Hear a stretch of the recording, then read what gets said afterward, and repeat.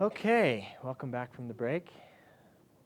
What I'd like to do now is begin to elicit some beliefs.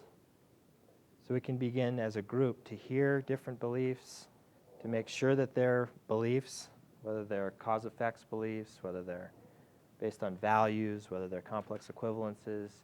Really begin to fine-tune your ears to beliefs so that when you go out to work on these, you'll already have some practice in knowing what you're working with. So I'm going to help you with that right now. So I'd like to start hearing from you some beliefs you've already thought of that you might like to change over the next 2 days.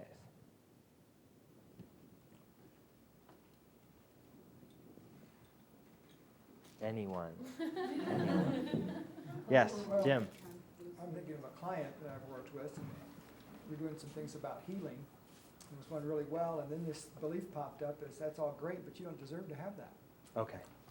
So a deserving level belief, Right. which is about worthless, right? Mm-hmm. Right. So that's an identity level belief. Okay.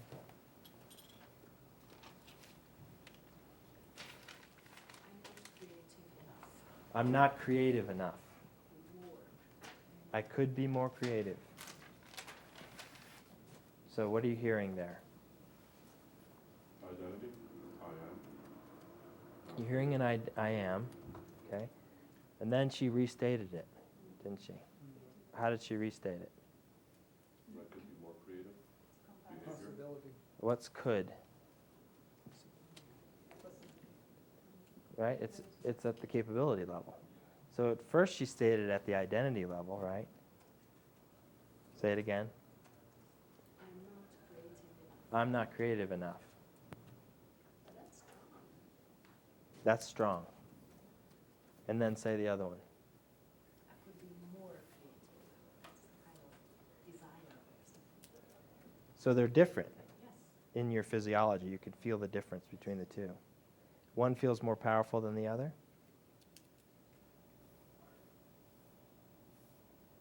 You can't see the nonverbals in the video, but how she's expressing herself is the first one, I'm not creative enough, is like this sort of more solid, absolute kind of experience, right? So her body's kind of more doing this. And then she says, I could be more creative. And you see her physiology shift. And she goes, does that gesture. So the second one begins to create action. So you can already see that it probably is context specific. And that'll help you to deal with the belief, to begin to change it, right? I'm not creative enough. You might want to know where, right? Where and when. So some well-formedness. So you're going to begin to find where that's true, because I imagine, Georgie, that you're already creative in many places in your life. What's that? In some. Some. It doesn't believe you. Not many, but in some.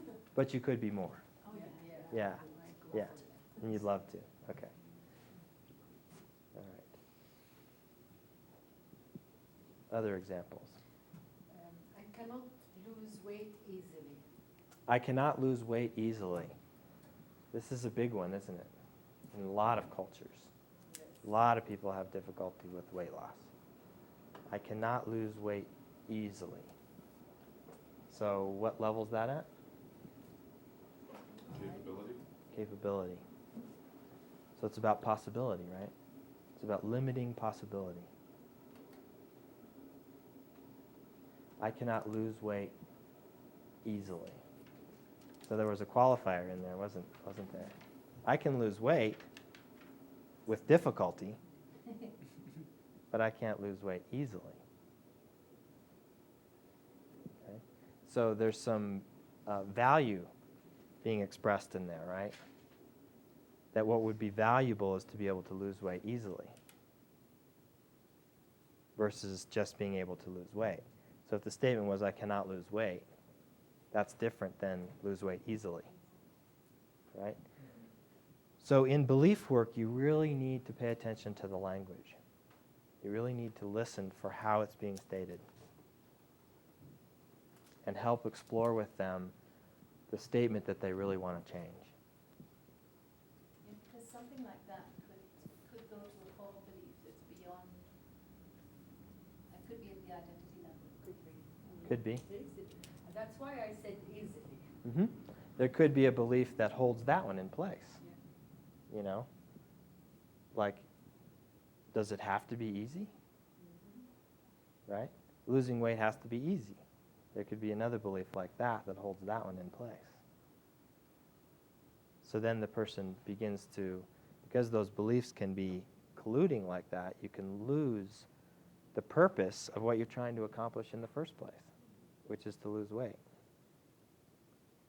Because the beliefs are holding it in such a way that it's not possible. Okay. Others? I'm too complacent. I'm too complacent. There's many beliefs that come in the form of I'm too ... So where do those go? Identity level. So what do you want to do right away to begin to create doubt? Always complacent in every situation. Great. So you begin to go for the context. Counterexample. So you said, say it again. Are you always complacent in every situation? Are you always complacent in every situation? So that's challenging that belief, right? Looking for a counterexample so that you can specify the context. So Ron will probably end up saying, no, not everywhere. I'm too complacent here, right, in these specific contexts. So now you've taken it out of an identity level belief, which is much more challenging to change, right, than a belief about capability, possibility, developing skills, and so on. In this particular case, complacency has to do with what? Motivation, right? Motivation is what we're dealing with there. So you can explore more about his motivation strategies, and this might end up actually being a strategy piece of work rather than a belief piece of work. So that's why you want to explore these, to see if the belief really holds true. And then Yeah. you shift the belief from identity conversationally, and it's still very much an identity belief. I mean, you might shift it conversationally. What I'm suggesting, it may still remain at the identity level in a deep sense. Then all the work that you do at capability level may not shift it at all. That's a possibility. So Anne's saying that there's a possibility that working with the capability, you may not actually get to the core belief and change it at the identity level, which is true. And your evidence procedure, your convincer strategy, absolutely. So now you're really starting to get into what mastery of this is all about, right? Mastery is looking at those evidence procedures, what it takes to convince somebody that something's true. And at what level does a change need to occur in order for it to be realized? Because sometimes just changing a core level, like I'm worthy, to I'm not worthy to I am worthy, how do you prove something like that? How do you just change it with a belief? Well, you are. You are worthy. We're all worthy, right? Of what? When? How? You know, there's so many questions. So sometimes working with the core belief is actually more challenging to try and get the evidence procedure and the convincer to work than changing it to a capability and using it that way back up the ladder to disprove the core belief.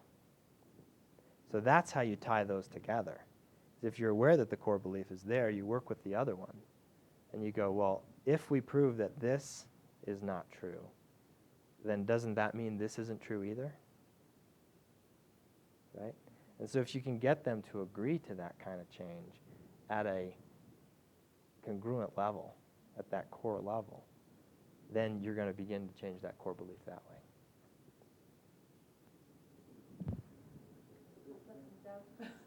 I'm recognizing I'm holding some doubt about it, because I guess I'm thinking of the different it's a strategies for different people, and highly kinesthetic people might well need to do something in order to shift it and to actually. Absolutely. It's been my experience that teaching people a skill, like you said before, can shift the belief, moving them from can't draw, can now draw, can't sing, can now sing, loosens beliefs and can loosen them in general. Absolutely.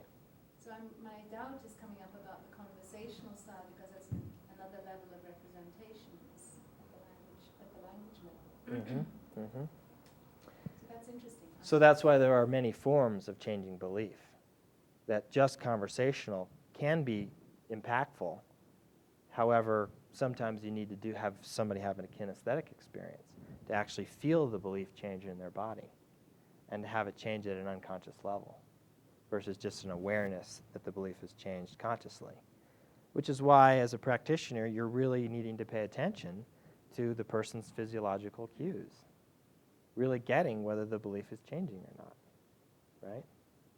Watching for objections, watching for incongruencies, watching for examples where this new belief really isn't changing or hasn't changed. And you also must be aware that changing a belief isn't always just a one-session deal. You know, that you sit down and do one of these techniques and the belief changes, and their whole life is different after that. Because sometimes, as you said, Anne, the convincer strategy takes time, takes new data.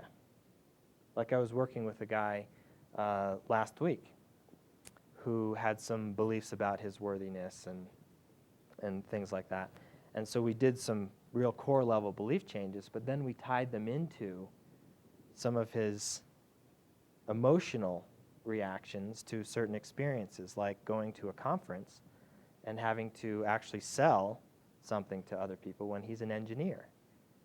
And he's much more used to being in the back room working on the engineering stuff, and now he's being asked by his company to now do some sales, to actually talk to some people about it, and he's terrified. And so the belief of his worthiness really comes up in that context. So we work with the belief and the worthiness, and then we want to have a proving ground later. Have him go to that conference and have an experience where something shifts and now the belief really begins to change. So yeah, sometimes a belief is going to change over time. Which is why it's important to set that up over time, to attach it to something that they're going to be doing in the future, right? So that they can actually begin to see the belief in action. This is where sometimes where NLP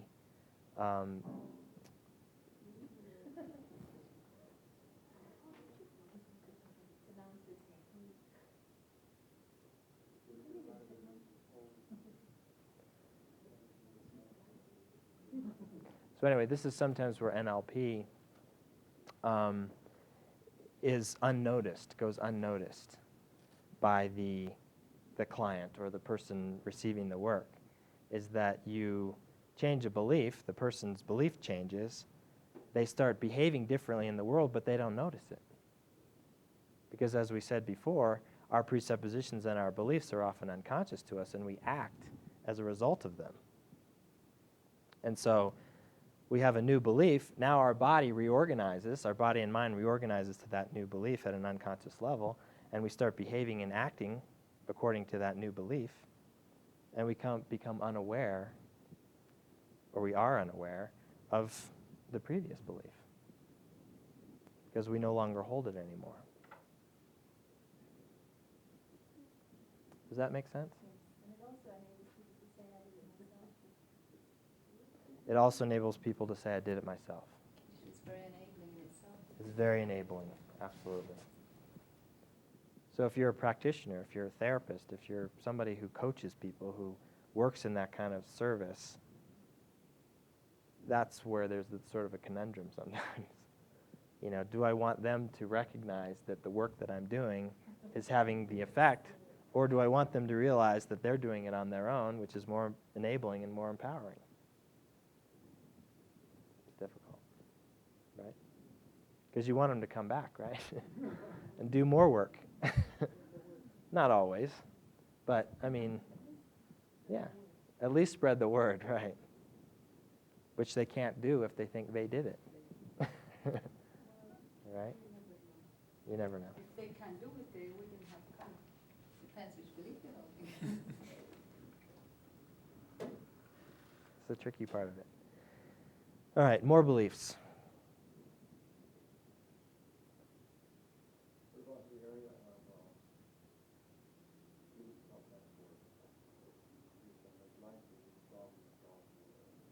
Excellent. Metaphoric forms of belief. Like the old dog, new tricks one. Yeah. So a metaphoric expression of a belief. Life is dog eat dog. Business is war. Life is a rat race.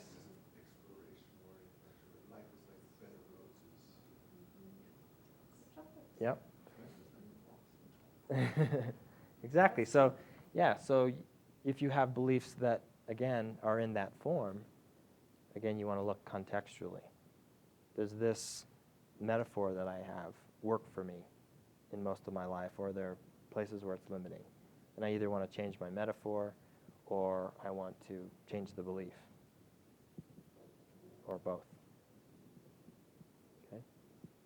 Other beliefs.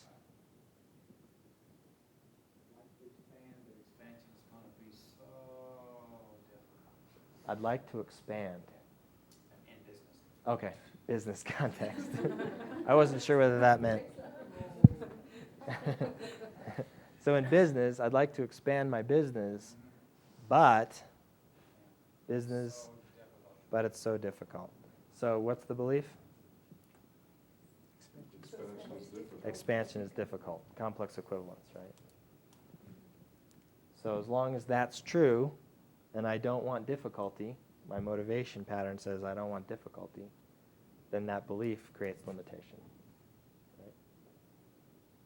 Might be useful to change that belief. What else? I would like to say something. I'm trying to choose a belief, Uh-huh. and every time I choose a belief, I've got in my mind a lot of examples that end up the belief. Mm-hmm. So maybe I just knew it. I just need a new belief. So say again. You Every think time of the examples. I'm trying to think about a belief. Think of a belief. Uh-huh. Yeah, to say to you Mhm. my belief. Mm-hmm. And every time I choose a belief, Mm-hmm. I've got a lot of examples that comes in my mind Mm-hmm. that put in doubt the belief that. That creates doubt around it? Yeah, okay. Okay. So maybe I'm. Let's hear an example. I get angry too much. I get angry too much. Okay. And then you start thinking, Yeah, that it happens often that I'm never hungry. okay. Hungry. Okay. So maybe so too again, the much. belief operates in a specific context then. Yeah. So when do you believe that about yourself? Um, Every time you get angry? no. No? No. So sometimes when you get angry, it's okay. Yeah. Okay. So is there times when you do get angry that you believe that you get angry too much? Yeah. So what are those times? When the situation is really silly. Okay. You don't need to get angry. Okay. And so this is an evaluative one, isn't it? Based on criteria. So she decides when her anger is okay, when she doesn't need to be angry, or when the anger is too much. Okay? So you can use a belief change around that specific context. Okay? So that's a possibility, which could open up possibilities for different behaviors and reactions. So, yeah. So just because you find counterexamples doesn't mean that you still don't hold it as a belief. Oh, okay. Right? You just hold it as a belief in a particular way. And so that's why it's important to find the way in which you hold the belief and go, do I want to hold the belief in that way? Because you may find, I want it to operate. I like this belief in this way because it enables me to stop being so angry or, right? So sometimes the belief can create an away from that's actually productive in the direction that I want to go. Right? So that might be an examination you want to make around that belief. So say it again. You want me to say Same one. Same one. Okay. I get angry too much. I get angry too much. Yeah. Okay. So now you've got it more in a specific context, right? In certain situations where it's silly or doesn't need to. Okay? And so believing that you get angry too much in those contexts, what does that lead to? Does the belief prevent you from getting angry anymore in those contexts? You don't know? Or do you still get angry in those contexts and then just believe that you get angry too much?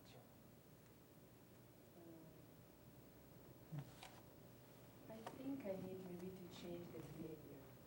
Change the behavior. Yeah, I would like more choices about my behavior. Great. So the belief can lead to that, right? That belief may be useful in guiding Alessandra, in guiding her to something that will help her to change the behavior. So that's where in this situation, the belief might be useful. Might be create the motivation to make the change. So you don't want to hear a belief and immediately assume that it's limiting, right? Which is easy for us to do based on how it's stated. Right, because we're fixers, right? That's what we want to do. We want to help people resolve stuff. But let's not resolve something that's actually creating motivation to make another change that would be valuable for the person. So let's examine the belief a little bit.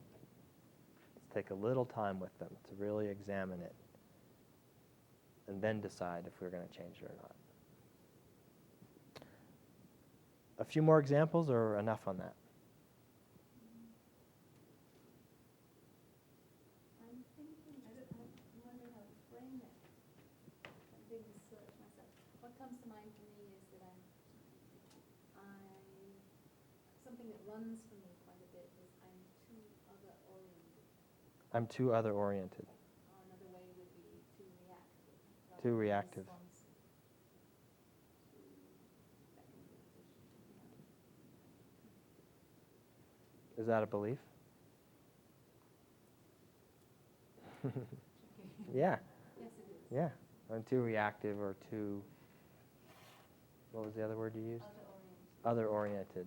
Other oriented. Not responsive. Not responsive. Not responsive enough out of me. Okay.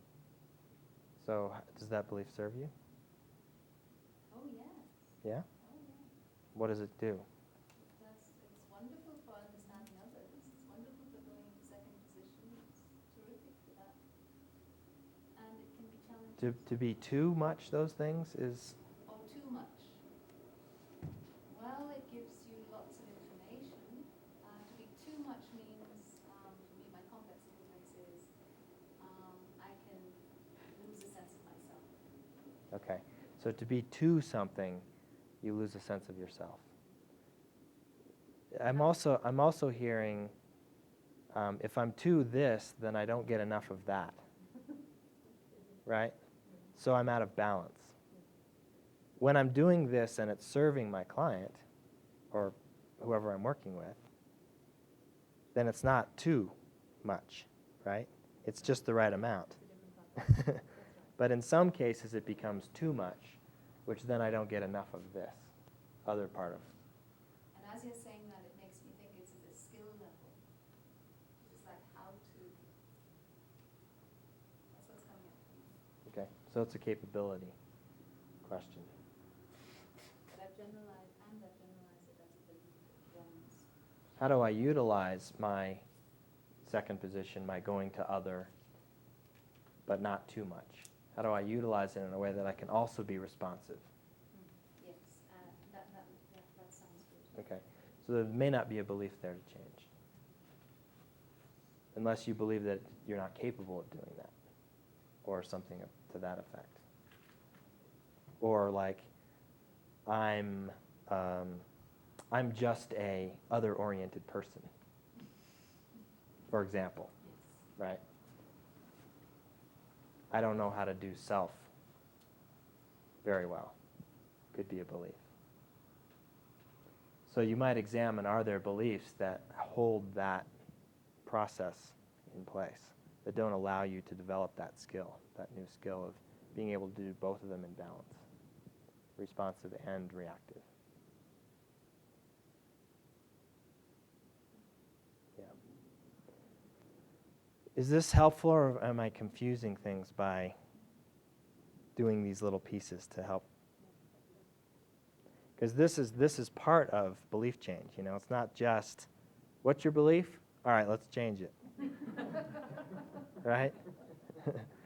We need to make sure that the ecology piece is in there, that we're exploring what's going on, how it works, all the previous NLP skills that you developed, right? Asking questions, exploring how something happens, how it fits for that person in that context.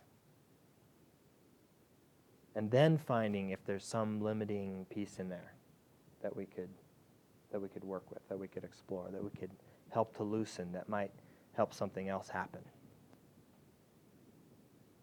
Okay? Let's take a 5-minute break, and then we're going to come back and do the submodality belief change pattern. On break, anybody who has one that they're ready to work with, a belief that they think they want to change, please come up and let's explore it a little bit so we can see if it's right for the pattern. Okay?